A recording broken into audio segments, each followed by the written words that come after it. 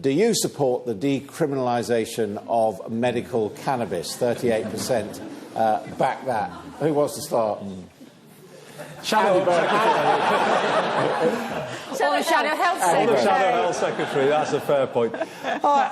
There is a case for it in that people who suffer from conditions like multiple sclerosis, I mean, they swear by, you know, the medicinal benefits are enormous, but it would have to be highly regulated, in my view, to allow it for medicinal use only, and obviously that presents all kind of problems. So I understand why people feel so strongly about it.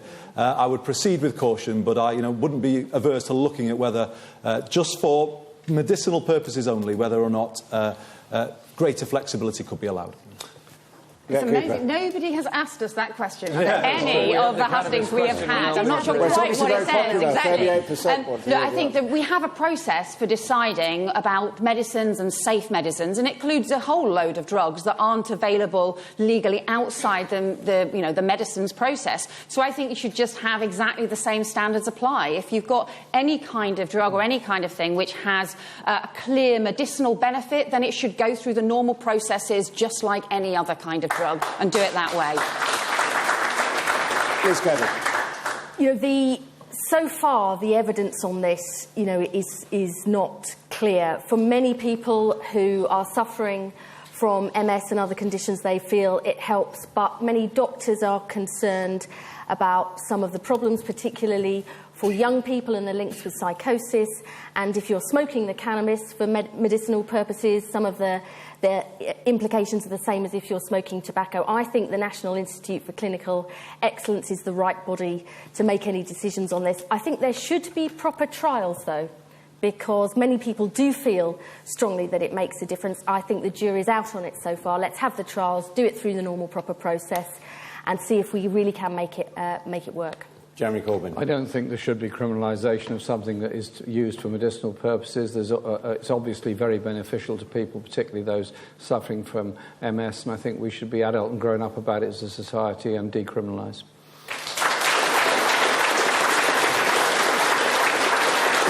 Decriminalise just for medicinal use, yes, indeed. Not for recreational use. I think we should have a look at drugs policy as a whole, but I wouldn't advocate that at this stage. I do think there's a case for looking at drugs policy. Does anyone else agree that there needs to be a look at drugs policy?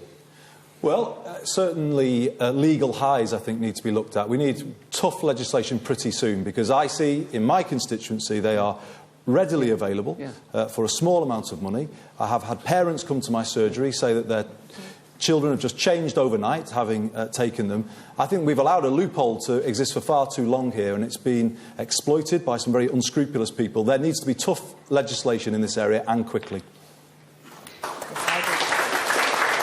Decriminalisation more broadly? I think to be honest, we always end up just focusing on the legal side of things, when the reality is the thing that makes the biggest difference is about treatment. The treatment's being cut back, that's letting people down, that is where the effort should be.